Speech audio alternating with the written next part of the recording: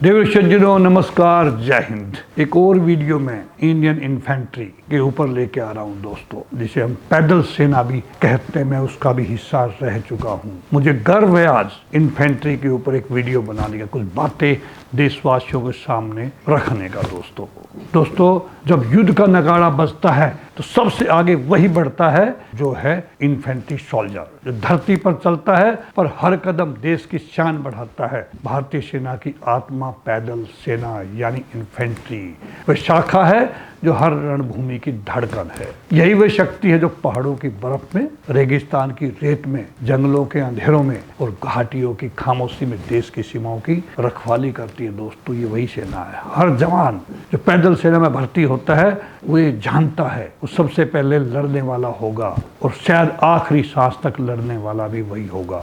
फिर भी वह गर्व से कहता है मैं इन्फेंट्री का सिपाही हूँ, देश की ढाल हूँ। भारतीय पैदल सेना की जड़ें ब्रिटिश भारतीय सेना के दौर से शुरू होती है दोस्तों, जिन्होंने 2 विश्व युद्धों में अपनी वीरता सिद्ध की। स्वतंत्रता के बाद इस विरासत को लेकर भारत ने अपनी आधुनिक, अनुशासित और तकनीकी से भरपूर सक्षम पैदल सेना का निर्माण किया। राइफल से लेकर डिजिटल सिस्टम तक, ट्रेंच युद्ध से लेकर सैटेलाइट नियंत्रण तक, पैदल सेना ने समय के साथ अपने रूप को बदला, पर अपना मूल मंत्र वही रहा, शत्रु का सामना कर उसे पराजित करना। आज की पैदल सेना आधुनिक हथियारों, रात्रि दृष्टि, नाइट विजन्स उपकरणों से लैस है और संचार नेटवर्क से भी लैस है दोस्तों। चाहे सियाचिन की 50 डिग्री ठंड हो या जैसलमेर की 50 डिग्री गर्मी हो, पैदल सैनिक हर परिस्थिति में अडिग खड़ा रहता है दोस्तों। वह ना छुट्टी मांगता है ना आराम, बस हर पल यही सुनिश्चित करता है कि रास्ते सुरक्षित रहे।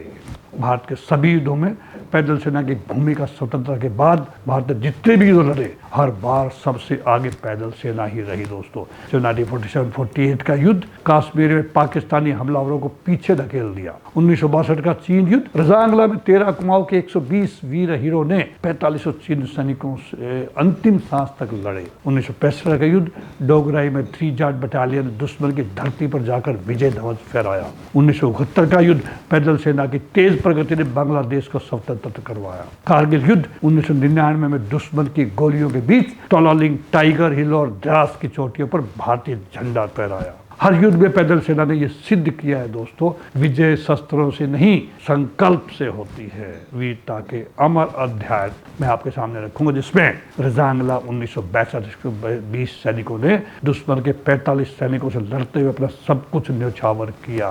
सारागढ़ी की मैं बात करूंगा, 1897 में 21 सिख सैनिकों ने 10,000 अफगानों को रोके रखा अंतिम सांस तक। डोगराई 1965 भारतीय सैनिकों ने बैनर चार्ज कर विजय पाई पाकिस्तानियों पे। वालों 1962 के अंदर ही सीमित हथियारों के बावजूद साहस की मिसाल कायम की। हाजी पीर 1965 पर्वतीय दर्रे पर कब्जा कर इतिहास रचा। इन लड़ाइयों ने दुनिया को बताया भारतीय सैनिक हार नहीं मानता, चाहे हालात कितने भी कठिन क्यों न हो। एक पैदल सैनिक का गर्व, जब किसी जवान से पूछा जाए क्यों चुना आपने कठिन जीवन, वो मुस्कुरा कर कहता है क्योंकि जब देश सोता है तब हमें जागना होता है, इसलिए चुना मैंने इन्फेंट्री का सिपाही बनना। पैदल सेना का सैनिक सुविधा नहीं सेवा चुनता है। वह जानता है कि अगर वह डटा रहेगा तो पूरा देश चैन से सो पाएगा।